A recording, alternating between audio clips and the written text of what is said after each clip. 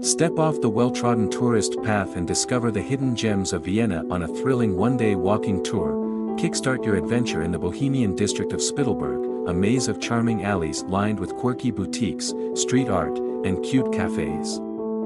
Indulge in some Viennese coffee and pastries before continuing to the Naschmarkt, a bustling food market where you can sample local delicacies and soak up the lively atmosphere. Next, head to the beautiful Schönbrunn Palace and Gardens, a UNESCO World Heritage Site. Take a leisurely stroll through the lush gardens and enjoy the stunning views of the palace, before stopping for a picnic lunch on the grass. Immerse yourself in the city's rich musical history by visiting the Mozarteum Vienna, the former home of the legendary composer. Learn about his life and works as you explore the beautifully restored 18th century apartment. Then, take a short stroll to the Belvedere Palace, a Baroque masterpiece with exquisite gardens, ornate fountains, and stunning views of Vienna. Admire the world-famous collection of Austrian art, including Gustav Klimt's iconic painting, The Kiss.